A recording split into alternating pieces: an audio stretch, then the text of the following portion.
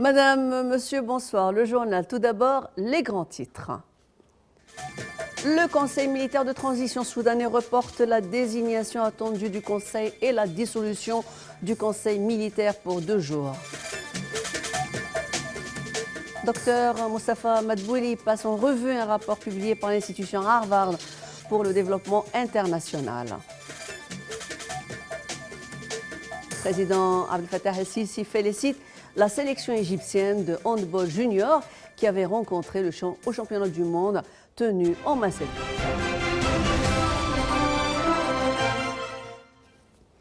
Le Conseil militaire de transition soudanais a annoncé reporter la désignation attendue du Conseil et la dissolution du Conseil militaire pour 2 jours, d'après une demande de l'Alliance pour la liberté et le changement ALC. D'après les documents signés, plusieurs étapes précéderont les élections prévues en 2022. La première est la formation du Conseil souverain. Le Conseil sera d'abord dirigé pendant 21 mois par un général, puis par un civil pendant les 18 mois restants. Le gouvernement doit, lui, être formé le 28 août avec 20 membres au maximum pour permettre aux nouvelles institutions d'affronter les principaux défis du pays, en priorité la relance d'une économie en crise. Le président déchu, Omar el-Béchir, est traduit en justice devant un tribunal de Khartoum pour corruption.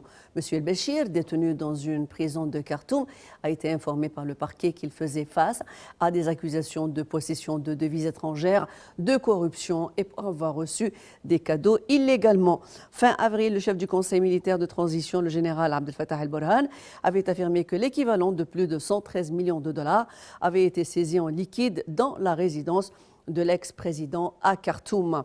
Il avait indiqué que des membres de la police, de l'armée et des agents de sécurité avaient trouvé 7 millions d'euros, l'équivalent de 350 000 dollars et 5 milliards de livres soudanaises, l'équivalent de 93 millions d'euros. En mai, le procureur général a également déclaré que M. el-Béchir avait été inculpé pour des meurtres commis lors de manifestations anti-régime qui ont finalement conduit à son éviction sans que l'on sache quand il devra répondre de cette accusation. Damas a dénoncé l'envoi par la Turquie d'un convoi militaire chargé de munitions d'environ 50 véhicules militaires, dont des blindés, des transporteurs de troupes et au moins 5 chars dans le sud de la province d'Idlib, au lendemain de l'entrée des troupes pro-régime dans la ville clé de Khan Sheikhoun.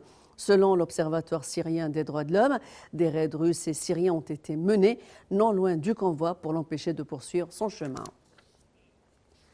Sur le terrain, les forces syriennes sont entrées à Khan Sheikhoun, une ville du nord-ouest du pays située sur une autoroute stratégique où des combats intenses continuent de les opposer à des terroristes et des rebelles, selon une ONG. Depuis plusieurs jours, des forces syriennes soutenues par l'aviation russe avaient repris aux terroristes et les rebelles plusieurs villages à l'ouest de Khan Sheikhoun.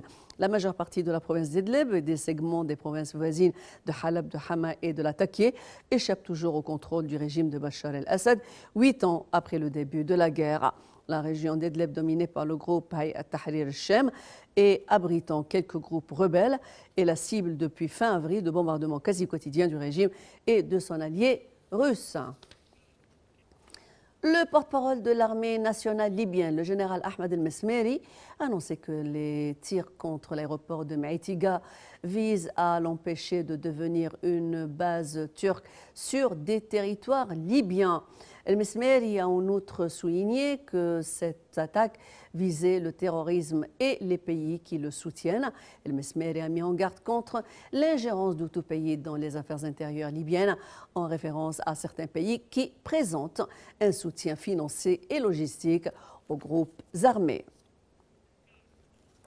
Le porte-parole des affaires étrangères iraniennes, Abbas Moussaoui, a déclaré que l'Iran a affirmé avoir mis en garde Washington contre une saisie de son pétrolier qui a quitté la veille les eaux du territoire britannique de Gibraltar, où il était retenu depuis 2 semaines. ou des semaines. Selon le site de suivi du trafic maritime Marines Traffic, le pétrolier, qui était immobilisé depuis le 4 juillet au large des côtes de Gibraltar, a levé l'ancre et navigué vers le sud. Les autorités de Gibraltar n'ont pas confirmé son départ et le flou demeure sur sa destination et le sort de sa cargaison. Rappelle que Gibraltar avait arraisonné ce pétrolier, soupçonné de transporter du pétrole vers la Syrie, en application des sanctions européennes contre la Syrie. Le pétrolier a été autorisé jeudi à repartir quand Téhéran a assuré que la cargaison de 2,1 millions de barils ne serait pas livrée à la Syrie. L'incendie qui ravage l'île espagnole de Grande Canarie était hors de contrôle selon les autorités qui ont dû procéder à de nouvelles évacuations de le centre de cette île touristique aux nombreux espaces protégés.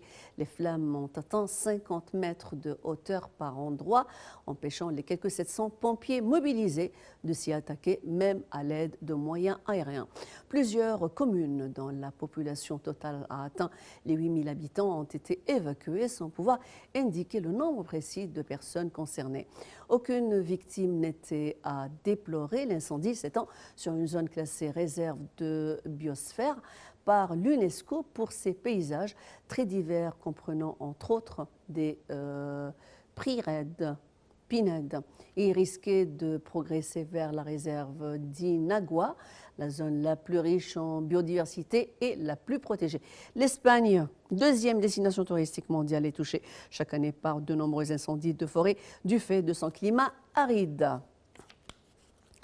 Une dizaine d'explosions ont secoué ce matin la ville de Jalalabad, dans l'est de l'Afghanistan, selon les autorités qui déplorent au moins 52 blessés au moment où la population célébrait le centenaire de l'indépendance du pays. Ces attentats n'ont pas été revendiqués. Les talibans et la branche afghane du groupe terroriste Daesh sont tous deux actifs dans les provinces frontalières du Pakistan et Jalalabad est souvent le théâtre d'attentats. Partout dans le pays, les Afghans célèbrent le centenaire de l'indépendance de l'Afghanistan vis-à-vis de l'influence britannique. Mais les célébrations ont été endeuillées par un attentat suicide de Daesh lors d'un mariage à Kaboul qui a tué au moins 63 personnes et blessé 182 autres.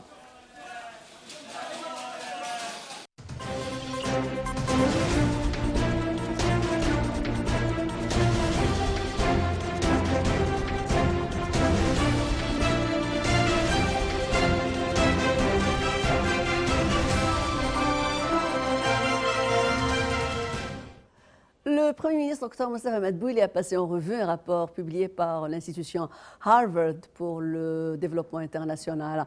Ce rapport prévoit l'accroissement annuel de l'économie égyptienne de 6,8% jusqu'en 2027 pour que l'Égypte devienne parmi les pays les plus développés dans le monde. Le rapport a également indiqué que l'économie égyptienne a varié grâce à l'amélioration du volume des exportations.